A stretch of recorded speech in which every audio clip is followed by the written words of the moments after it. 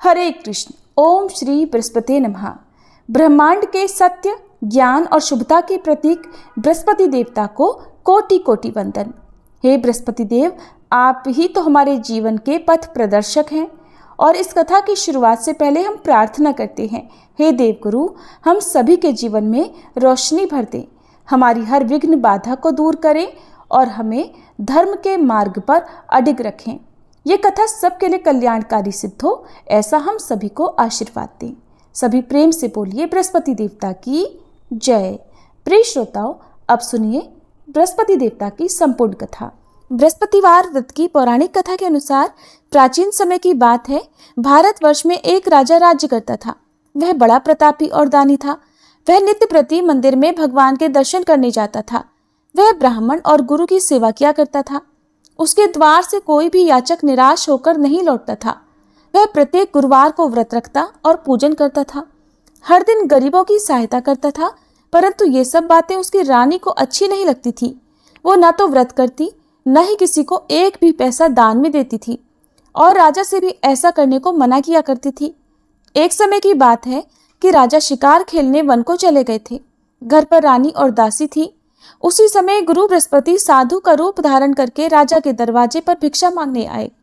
साधु ने रानी से भिक्षा मांगी तो वह कहने लगी, हे साधु महाराज, मैं इस दान और पुण्य से तंग आ गई हूँ।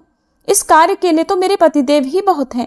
अब आप ऐसी कृपा करें कि हमारा सारा धन नष्ट हो जाए और मैं आराम से रह सकूं। साधु रूपी बृहस्पति देव ने कहा, हे देवी, तुम बड़ी विचित्र हो। संतान और धन से कोई दुखी नहीं होता है, इसको तो सभी चाहते हैं। पापी भी पुत्र और धन की इच्छा करता है। अगर तुम्हारे पास धन अधिक है तो भूखे मनुष्यों को भोजन कराओ, प्याऊ लगवाओ, ब्राह्मणों को दान दो, धर्मशालाएं बनवाओ, कुआं, तालाब, बावड़ी, बाग, बगीचे आदि का निर्माण कराओ तथा निर्धनों की कुंवारी कन्याओं का विवाह कराओ और यज्ञ आदि करो। इस प्रकार के कर्मों से आपके कुल का और आपका नाम परलोक में सार्थक होगा और स्वर्ग की प्राप्ति होगी। किंतु रानी साधु की इन बातों से खुश नहीं हुई। उसने कहा, हे साधु महाराज, मुझे ऐसे धन की बिल्कुल आवश्यकता नहीं जिसको मैं अन्य लोगों को दान दूं या जिसको रखने और संभालने में ही मेरा सारा समय नष्ट हो जाए। तब साधु ने कहा, हे देवी, अगर तुम्हारी ऐसी ही इच्छा है तो जैसा मैं तुम्हें बताता हूँ तुम वैसा ही करना। बृहस्पतिवार के दिन घर को गोबर से लीपना, अपने केशों को पीली मिट्टी से धोना, राजा से कहना वह दाढ़ी कटवाए, भोजन में मांस मदिरा खाना, कपड़ा धोबी के यहाँ धुलने देना। इस प्रकार 7 बृहस्पतिवार करने से तुम्हारा सब धन नष्ट हो जाएगा। ऐसा कहकर साधु महाराज रूपी बृहस्पति देव अंतर्ध्यान हो गए। रानी ने साधु के कहे अनुसार 7 बृहस्पतिवार तक वैसा ही करने का विचार किया। साधु के बताए अनुसार कार्य करते हुए केवल 3 बृहस्पतिवार ही बीते थे कि उसकी समस्त धन संपत्ति नष्ट हो गई।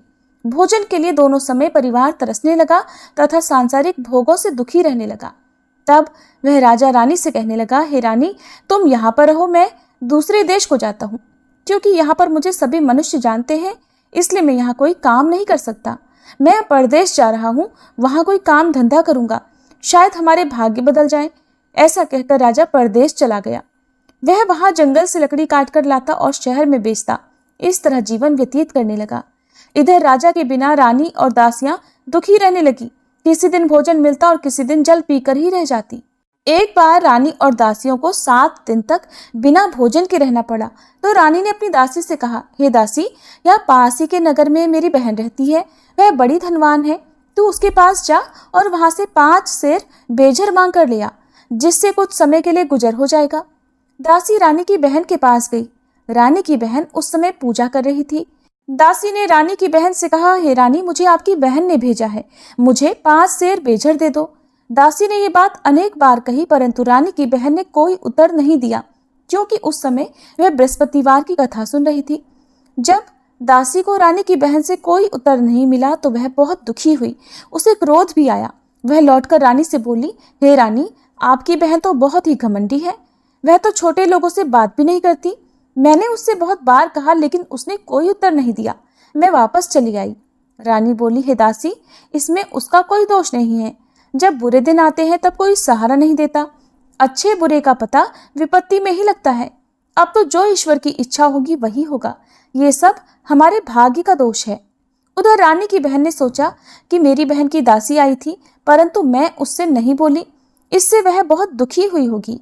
अतः कथा सुनकर और विष्णु भगवान का पूजन समाप्त कर वह अपनी बहन के घर आई और कहने लगी, हे बहन, मैं बृहस्पतिवार का व्रत कर रही थी। तुम्हारी दासी हमारे घर गई थी, परंतु जब तक कथा होती है तब तक हम लोग न उठते हैं और न बोलते हैं, इसलिए मैं नहीं बोली। कहो दासी क्यों गई थी? रानी बोली, बहन, हमारे घर अनाज नहीं था। वैसे तुमसे कोई बात छिपी नहीं है, इस कारण मैंने दासी को तुम्हारे पास 5 सेर बेजर लेने के लिए भेजा था। रानी की बहन बोली, बहन देखो, बृहस्पति भगवान सबकी मनोकामनाएं पूर्ण करते हैं। देखो, शायद तुम्हारे घर में अनाज रखा हो। ये सुनकर दासी घर के अंदर गई तो वहां उसे एक घड़ा बेजर का मिल गया। उसे बड़ी हैरानी हुई, क्योंकि उसने एक एक बर्तन देख लिया था। उसने बाहर आकर रानी को बताया। दासी अपनी रानी से कहने लगी, हे रानी देखो, वैसे हमको जब अन्न नहीं मिलता तब हम रोज व्रत ही तो करते हैं। अगर इनसे व्रत की विधि और कथा पूछ ली जाए तो उसे हम भी किया करेंगे। दासी के कहने पर रानी ने अपनी बहन से बृहस्पतिवार व्रत के बारे में पूछा। उसकी बहन ने बताया, हे रानी बहन, बृहस्पतिवार को सूर्योदय से पहले उठकर स्नान करके बृहस्पतिवार का व्रत करना चाहिए, लेकिन उस दिन सिर नहीं धोना चाहिए।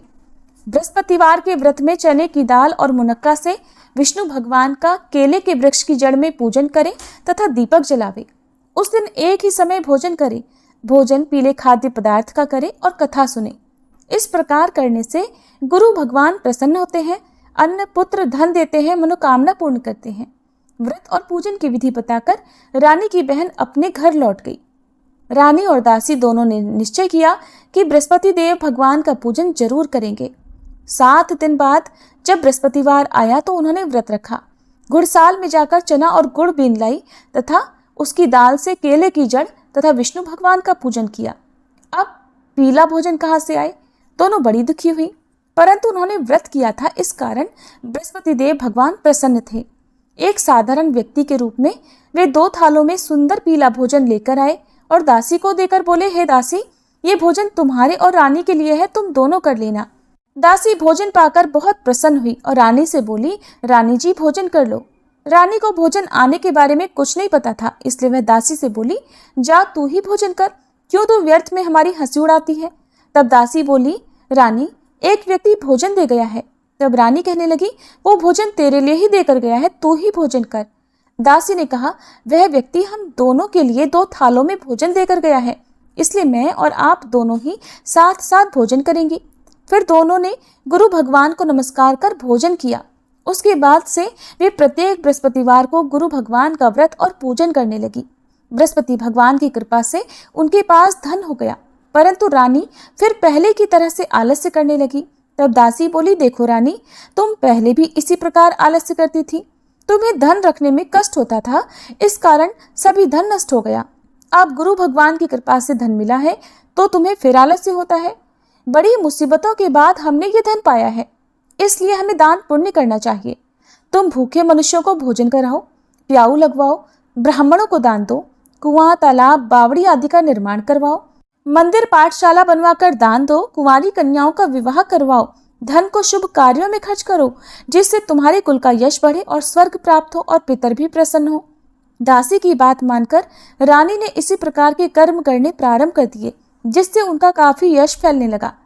एक दिन रानी और दासी आपस में विचार करने लगी कि न जाने राजा किस दशा में होंगे, उनकी कोई खोज खबर नहीं है। उन्होंने बृहस्पति देव से प्रार्थना की और तब भगवान ने रात्रि में राजा को स्वप्न में कहा, हे राजा उठ, तेरी रानी तुझको याद करती है, अब अपने देश को वापस लौट जा। राजा प्रातःकाल उठकर जंगल से लकड़ियां काट कर लाने के लिए जंगल की ओर चल पड़ा। जंगल से गुजरते हुए वह सोचने लगा, रानी की गलती से उसे कितने दुख भोगने पड़े। राजपाट छोड़कर उसे जंगल में आकर रहना पड़ा। जंगल से लकड़ियां काटकर उन्हें बेचकर गुजारा करना पड़ा। उसी समय उस जंगल में बृहस्पति देव एक साधु का रूप धारण करके आए और राजा के पास आकर बोले, हे लकड़हारे, तुम इस सुनसान जंगल में किस चिंता में बैठे हो, मुझे बतलाओ। यह सुनकर राजा की आंखों में आंसू भर आए और साधु की वंदना करके वह बोला, हे प्रभु, आप सब कुछ जानने वाले हैं। ऐसा कहकर राजा ने साधु को अपनी संपूर्ण कथा सुना दी। महात्मा दयालु होते हैं। वे राजा से बोले, हे राजा, तुम्हारी पत्नी ने बृहस्पति देव के प्रति अपराध किया था, जिसके कारण तुम्हारी ये दशा हुई। अब तुम किसी प्रकार की चिंता मत करो, भगवान तुम्हें पहले से अधिक धन देंगे। देखो, तुम्हारी पत्नी ने बृहस्पतिवार का व्रत करना प्रारंभ कर दिया है। अब तुम भी बृहस्पतिवार का व्रत करके चने की दाल और गुड़ जल के लोटे में डालकर केले का पूजन करो। फिर कथा कहो या सुनो, भगवान तुम्हारी सब मनोकामनाओं को पूर्ण करेंगे। साधु को प्रसन्न देखकर राजा बोला, हे प्रभु, मुझे लकड़ी बेचकर इतना पैसा नहीं मिलता जिससे भोजन करने के उपरांत कुछ बचा सकूं, और मैंने रात्रि में अपनी रानी को व्याकुल देखा है। मेरे पास कोई साधन नहीं जिससे समाचार जान सकूं। फिर मैं बृहस्पति देव की क्या कहानी कहूं? मुझे तो कुछ भी नहीं मालूम है। साधु ने कहा, हे राजा, तुम किसी बात की चिंता मत करो। बृहस्पतिवार के दिन तुम रोजाना की तरह लकड़ियां लेकर शहर में जाओ। तुम्हें रोज से 2 गुना धन प्राप्त होगा, जिससे तुम भलीभांति भोजन कर लोगे और बृहस्पति देव की पूजा का सामान भी आ जाएगा। बृहस्पतिवार की कथा इस प्रकार है। प्राचीन काल में एक बहुत ही निर्धन ब्राह्मण था। उसकी कोई संतान नहीं थी। वह नित्य पूजा पाठ करता, परंतु उसकी पत्नी बहुत मलिनता के साथ रहती थी। वो न तो स्नान करती और न किसी देवता का पूजन करती थी। प्रातःकाल उठते ही सबसे पहले भोजन करती, बाद में कोई अन्य कार्य करती। ब्राह्मण देवता बहुत दुखी रहते थे। पत्नी को बहुत समझाते, किंतु कोई परिणाम नहीं निकलता। भगवान की कृपा से ब्राह्मण की पत्नी के कन्या उत्पन्न हुई। वह कन्या अपने पिता के घर में बड़ी होने लगी। वह बालिका प्रातः स्नान करके भगवान विष्णु का जप करती। वह बचपन से ही बृहस्पतिवार का व्रत भी करने लगी थी। पूजा पाठ समाप्त कर स्कूल जाती तो अपनी मुट्ठी में जौ भरकर ले जाती और पाठशाला जाने के मार्ग में डालती जाती। वही जौ सोने के हो जाते तो लौटते समय उनको बीनकर घर ले आती। एक दिन वह बालिका सूप में उन सोने के जौ को फटककर साफ कर रही थी। तभी उसकी माँ ने देख लिया और कहने लगी, हे बेटी, सोने के जौ को फटकने के लिए सोने का सूप होना चाहिए। दूसरे दिन गुरुवार था। उस कन्या ने व्रत रखा और बृहस्पति देव से प्रार्थना करके कहा, हे प्रभु, यदि मैंने सच्चे मन से आपकी पूजा की हो तो मुझे सोने का सूप दे दो। बृहस्पति देव ने उसकी प्रार्थना स्वीकार कर ली। रोजाना की तरह वह कन्या जौ फैलाती हुई पाठशाला चली गई। पाठशाला से लौटकर जब वह जौ बीन रही थी तो बृहस्पति देव की कृपा से उसे सोने का सूप मिला।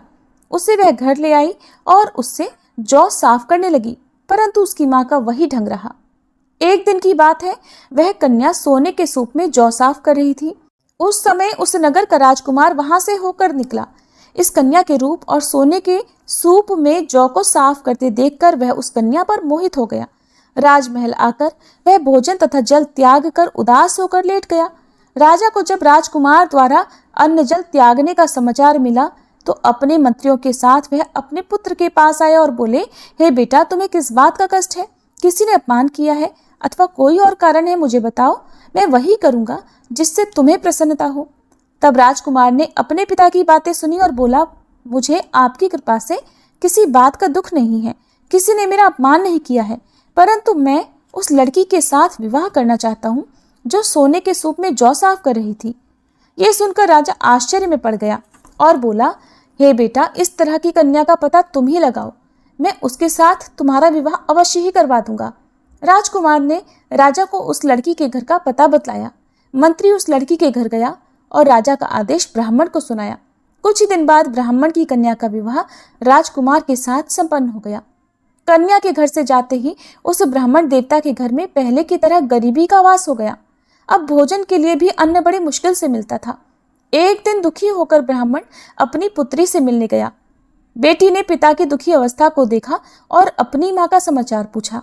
ब्राह्मण देवता ने सभी हाल कह सुनाया। तब कन्या ने बहुत सारा धन देकर अपने पिता को विदा कर दिया। इस तरह ब्राह्मण का कुछ समय सुखपूर्वक बीता, लेकिन कुछ दिन बाद फिर वही हाल हो गया। ब्राह्मण फिर अपनी कन्या के यहाँ गया और सभी हाल कहा तो पुत्री कहने लगी, हे पिताजी, आप माताजी को यहाँ लिवा लाओ, मैं उन्हें वह विधि बता दूंगी जिससे गरीबी दूर हो जाए। अब ब्राह्मण देवता अपनी पत्नी को साथ लेकर अपनी पुत्री के पास राजमहल में पहुंचे तो पुत्री अपनी माँ को समझाने लगी, हे माँ, तुम प्रातःकाल उठकर प्रथम स्नानादि करके विष्णु भगवान का पूजन करो तो सब दरिद्रता दूर हो जाएगी। परंतु उसकी माँ ने उसकी एक बात नहीं मानी। वह प्रातःकाल उठकर अपनी पुत्री का बचा जूठन खा लेती थी। एक दिन उसकी पुत्री को बहुत गुस्सा आया। उसने एक रात कोठरी से सारा सामान निकाल दिया और उसमें अपनी माँ को बंद कर दिया। प्रातः उसमें से निकाला और स्नानादि करा के पूजा पाठ करवाया तो उसकी माँ की बुद्धि ठीक हो गई। इसके बाद वह नियम से पूजा पाठ करती और प्रत्येक बृहस्पतिवार को व्रत करने लगी।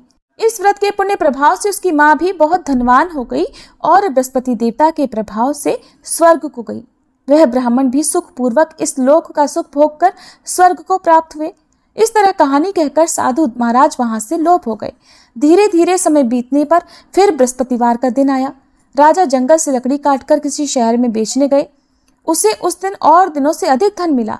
राजा ने चना गुड़ आदि लाकर बृहस्पतिवार का व्रत किया। उस दिन से उसके सभी क्लेश दूर हुए।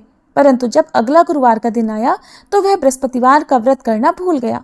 इस कारण बृहस्पति भगवान नाराज हो गए। उस दिन उस नगर के राजा ने विशाल यज्ञ का आयोजन किया तथा अपने समस्त राज्य में घोषणा करवा दी कि कोई भी मनुष्य अपने घर में भोजन ना बनाए और आग भी ना जलाए। समस्त जनता मेरे यहाँ भोजन करने आए। इस आज्ञा को जो न मानेगा उसको फांसी की सजा दी जाएगी। राजा की आज्ञा अनुसार राज्य के सभी निवासी राजा के भोज में सम्मिलित हुए, लेकिन लकड़हारा कुछ देर से पहुंचा, इसलिए राजा उसको अपने साथ महल में ले गए। जब राजा लकड़हारे को भोजन करा रहे थे तो रानी की दृष्टि उस खूंटी पर पड़ी जिस पर उसका हार लटका हुआ था। उसे हार खूंटी पर लटका दिखाई नहीं दिया। रानी को निश्चय हो गया कि मेरा हार उस लकड़हारे ने चुरा लिया है। उसी समय सैनिक बुलवाकर उसको कैद खाने में डलवा दिया। जब लकड़हारा कारागार में पड़ गया तो बहुत दुखी होकर विचार करने लगा कि न जाने कौन से पूर्व जन्म के कर्म से मुझे ये दुख प्राप्त हुआ है, और उसी साधु को याद करने लगा जो जंगल में मिला था। तत्काल बृहस्पति देव साधु के रूप में प्रकट हो गए और उसकी दशा को देखकर कहने लगे, अरे मूर्ख, तूने बृहस्पति देवता की कथा नहीं की, इस कारण तुझे दुख प्राप्त हुआ है। अब चिंता मत कर, बृहस्पतिवार के दिन कारागार के दरवाजे पर 4 पैसे पड़े मिलेंगे। उनसे तो बृहस्पति देव की पूजा करना तो तेरे सभी कष्ट दूर हो जाएंगे। अगले बृहस्पतिवार उसे कारागार के द्वार पर 4 पैसे पड़े मिले। राजा ने पूजा का सामान मंगवाकर कथा कही और प्रसाद बांटा। उसी रात्रि को बृहस्पति देव ने उस नगर के राजा को स्वप्न में कहा, हे राजा, तूने जिस आदमी को कारागार में बंद करा दिया है वह निर्दोष है, वह राजा है, उसे छोड़ देना। रानी का हार उसी खूंटी पर लटका हुआ है। अगर तू ऐसा नहीं करेगा तो मैं तेरे राज्य को नष्ट कर दूंगा।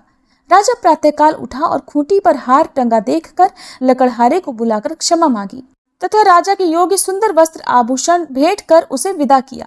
गुरुदेव की आज्ञा अनुसार राजा अब अपने नगर को चल दिया। राजा जब नगर के निकट पहुंचा तो उसे बड़ा ही आश्चर्य हुआ। नगर में पहले से अधिक बाग, तालाब और कुएं तथा बहुत सी धर्मशाला, मंदिर आदि बने हुए हैं। राजा ने पूछा कि ये किसका बाग और धर्मशाला है? तब नगर के सब लोग कहने लगे, ये सब रानी और दासी द्वारा बनवाए गए हैं। राजा को आश्चर्य हुआ और गुस्सा भी आया।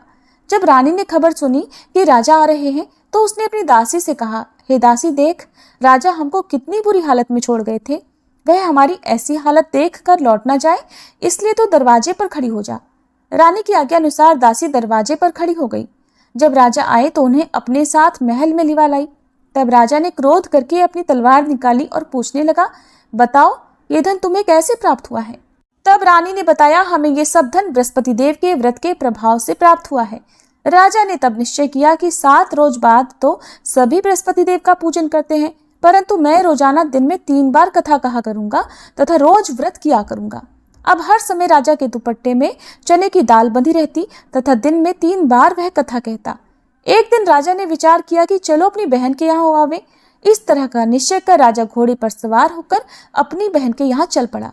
रास्ते में उसने देखा कि कुछ आदमी एक मुर्दे को लिए जा रहे हैं। उन्हें रोककर राजा कहने लगा, अरे भाइयों, मेरी बृहस्पतिवार की कथा सुन लो। वे बोले, लो, हमारा तो आदमी मर गया है, इसको अपनी कथा की पड़ी है। परंतु कुछ आदमी बोले, अच्छा कहो, हम तुम्हारी कथा भी सुनेंगे। राजा ने दाल निकाली और कथा कहनी शुरू कर दी। जब कथा आधी हुई तो वह मुर्दा हिलने लगा और जब कथा समाप्त हुई तो राम राम करके वह मनुष्य खड़ा हो गया। राजा आगे बढ़ा, उसे चलते चलते शाम हो गई। आगे मार्ग में उसे किसान खेत में हल चलाता मिला। राजा उससे बोला, अरे भैया, तुम मेरी बृहस्पतिवार की कथा सुन लो। किसान बोला, जब तक मैं तेरी कथा सुनूंगा तब तक 4 हरैया जोत लूंगा। जा अपनी कथा किसी और को सुनाना। राजा आगे चलने लगा। राजा के हटते ही बैल पछाड़ खाकर गिर गए तथा किसान के पेट में बहुत जोर से दर्द होने लगा। उसी समय किसान की माँ रोटी लेकर आई। उसने जब ये देखा तो अपने पुत्र से सब हाल पूछा। बेटे ने सभी हाल बता दिया। बुढ़िया दौड़ी दौड़ी उस घुड़सवार के पास गई और उससे बोली, मैं तेरी कथा सुनूंगी, तू अपनी कथा मेरे खेत पर ही चलकर कहना। राजा ने लौटकर बुढ़िया के खेत पर जाकर कथा कही, जिसके सुनते ही बैल खड़े हो गए और किसान के पेट का दर्द भी बंद हो गया। अब राजा अपनी बहन के घर पहुंच गया। बहन ने भाई की खूब मेहमानी की। दूसरे दिन प्रातःकाल राजा जगा तो देखने लगा कि सब लोग भोजन कर रहे हैं। राजा ने अपनी बहन से पूछा कि ऐसा कोई मनुष्य है जिसने भोजन ना किया हो, जो मेरी बृहस्पतिवार की कथा सुन ले। तो बहन बोली, हे भैया, ये देश ऐसा ही है। पहले यहाँ के लोग भोजन करते हैं, बाद में अन्य कोई काम करते हैं। अगर पड़ोस में कोई हो तो देख कर आती हूँ। ऐसा कहकर बहन देखने चली, परंतु उसे कोई भी ऐसा व्यक्ति नहीं मिला जिसने भोजन नहीं किया हो। फिर वह एक कुम्हार के घर गई जिसका लड़का बीमार था। उसे पता चला कि उसके यहाँ 3 दिन से किसी ने भोजन नहीं किया है। रानी ने अपने भाई की कथा सुनने के लिए कुम्हार से कहा तो वह तैयार हो गया। तब राजा ने जाकर बृहस्पतिवार की कथा कही, जिसको सुनकर उसका लड़का ठीक हो गया। अब तो राजा की प्रशंसा होने लगी। एक दिन राजा ने अपनी बहन से कहा, हे बहन, अब मैं अपने घर जाऊंगा, तुम भी तैयार हो जाओ। राजा की बहन ने अपनी सास से अपने भाई के साथ जाने की आज्ञा मांगी तो सास बोली, चली जा, परंतु अपने लड़कों को मत ले जाना, क्योंकि तेरे भाई की कोई संतान नहीं होती है। बहन ने अपने भाई से कहा, हे भैया, मैं तो चलूंगी, परंतु कोई बालक नहीं जाएगा। राजा ने कहा, जब कोई बालक नहीं चलेगा तब तुम भी जाकर क्या करोगी। फिर दुखी मन से राजा अपने नगर को लौट आया। राजा ने अपनी रानी से कहा, हम निसंतान हैं, इसलिए हमारे घर आना कोई पसंद नहीं करता। हम निर्वंशी राजा हैं। ऐसा कहकर वह बिना भोजन आदि किए शैया पर लेट गया। रानी बोली, हे प्रभु, बृहस्पति देव ने हमें सब कुछ दिया है, वे हमें संतान भी अवश्य देंगे। उसी रात बृहस्पति देव ने राजा को स्वप्न में कहा, हे राजा, उठ, सभी सोच त्याग दे, तेरी रानी गर्भ से है।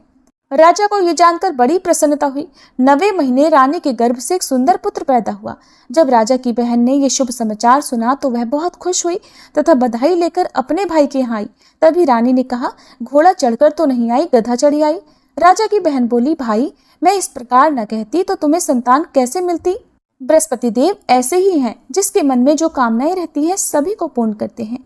जो सद्भावना पूर्वक बृहस्पतिवार का व्रत करता है और कथा पढ़ता है अथवा सुनता है, दूसरों को सुनाता है, बृहस्पति देव उसकी सभी मनोकामनाएं पूर्ण करते हैं।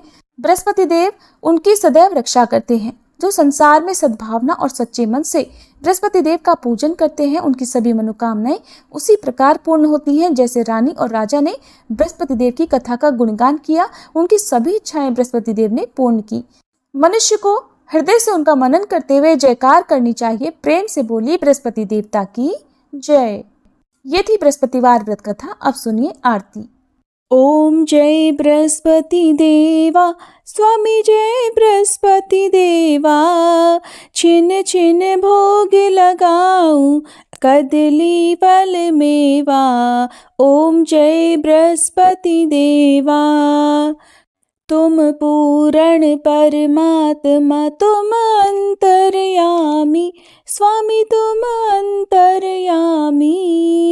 जगत पिता जगदीश्वर, जगत पिता जगदीश्वर, तुम सबके स्वामी।